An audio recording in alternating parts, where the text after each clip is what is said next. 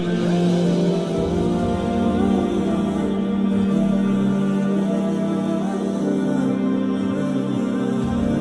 दोस्त वो यूके में रहे काफी अरसा, कुछ अजीब बातें बताई वहां के बारे में। वो कहते हैं कि वहां पर एक बार ऐसा हुआ कि मुझे मेरे एक दोस्त ने कहा कि आप फलां मेरा एक फ्लैट है पूरा, आप वहां जाकर रह लें और मुझे इतना रेंट दे दीजिएगा। और वो इतना कम था जितने में कोई एक कमरा नहीं मिलता, वो पूरे घर का उतना मुझसे रेंट ले रहा था। मैं कहता दैट्स ग्रेट। कहते मैं और एक पाकिस्तानी नया नया वहां पे आया था। कहता हम दोनों सोचा कि जो जी सामान शिफ्ट करें, हम वहां पर चले गए।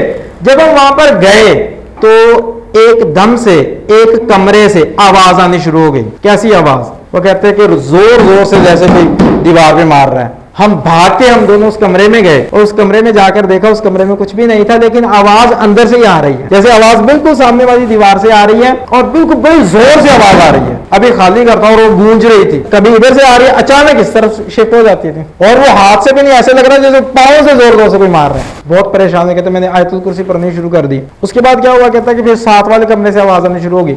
कहते हम दोनों भाग के उस कमरे में गए, वहां भी यही मामला है। बिल्कुल करीब दीवार से आवाज आ रही है, अंदर नजर ही कोई नहीं आ रहा और अंदर से ही आ रही है, अंदर ही खड़े हुए हैं दोनों बड़े परेशान। कहते मैंने आयतुल कुर्सी पढ़ता रहा, आवाज आनी बंद हो गई, दूसरे कमरे से आनी शुरू हो गई। हम वहां पे गए, उसके बाद हम छुप कर बैठ गए एक जगह से और आयतुल कुर्सी पढ़ते रहे। साथ वाला जो था वो भी जो उसे आता था वो पढ़ता रहा। कहते मैंने एक चीज नोट की कि जब मैं आयतुल कुर्सी पढ़ता था तो आवाज आनी बंद हो जाती थी। और ये बंदा जिसकी मैं आपको मिसाल बता रहा हूँ वो कोई बहुत रिलीजियस पर्सन नहीं है, वो वहां के माहौल में उसी तरह से डरने वाला बंदा था। कहता हम बड़े परेशान किया, अल्लाह एक बार बचा ले, आइंदा से इधर नहीं आते। अल्लाह अल्लाह करके सुबह वहां से निकले और गए। अब सोचा जाके दोबारा यार इतना सस्ता मैं कहीं भी मिल नहीं सकता, तो क्या करें? सोचा क्या करें, जाए ना जाए, और वहां पर तो पता नहीं हमारे साथ क्या होना है। उसने कहा कि मैं अपने एक दोस्त के पास गया जो कि वाकई प्रैक्टिसिंग मुस्लिम था।